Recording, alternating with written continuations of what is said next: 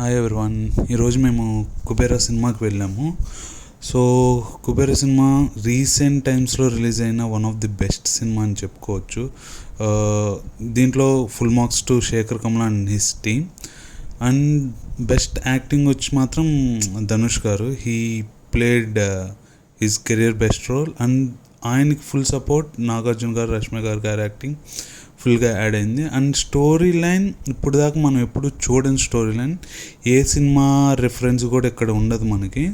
So చాలా కొత్తగా ఆలోచించి శేఖర్ కమల అంటే హార్డ్ వర్క్ అండ్ ఎఫర్ట్స్ చాలా క్లియర్గా కనిపించాయి. ఇప్పుడే ఒక్కసారి కానీ మంచి సినిమాలు రావు మనకి. సో ఈ సినిమా అయితే నా రికమెండేషన్ అయితే థియేటర్లోనే చూడాలి. సో అప్పుడే మనం ఈ సినిమా ఫీల్ని అయితే ఎంజాయ్ చేయగలం. ఇక్కడ నేను మెయిన్ చెప్పేది ఏంటంటే, నేను ఇక్కడ చెన్నైలో చూశాను సినిమాని. ఒక సీన్ దగ్గర థియేటర్ మొత్తం క్లాప్స్ కొట్టింది. రీసెంట్గా నేను చూసిన సినిమాల్లో ఏ సినిమాకి అలాంటి రియాక్షన్ నేనైతే చూడలేదు.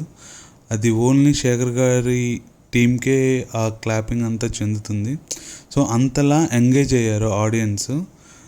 నా సజెషన్, నా request, please watch Kubera movie in theatres only. ఈ సినిమాలో పాజిటివ్స్ మాట్లాడాలంటే ఆబ్వియస్లీ శేఖర్ కమల గారి team, story line and direction, plus Dhanush and Nagarjuna గారు, రష్మిక గారి యాక్టింగ్, అలాగే అదర్ యాక్టర్స్ కూడా. ఈ సినిమాకి డిఎస్పి గారు చాలా మంచి మ్యూజిక్ ఇచ్చారు. శేఖర్ కమల గారికి అండ్ వాళ్ళ టీంకి బిగ్ కంగ్రాచులేషన్స్. చాలా రోజుల తర్వాత థియేటర్కి వెళ్ళి చాలా మంచి సినిమా చూసాము అన్న ఫీల్తో బయటకు వచ్చాము. ఈ సినిమాకి నేను రేటింగ్ ఇవ్వాలి అంటే 5/5 ఇస్తాను. ఎందుకంటే నాకు అంతలా నచ్చింది. మీకు కూడా నచ్చిద్దని అనుకుంటున్నాను. ఖచ్చితంగా థియేటర్లోనే చూడండి. Thank you.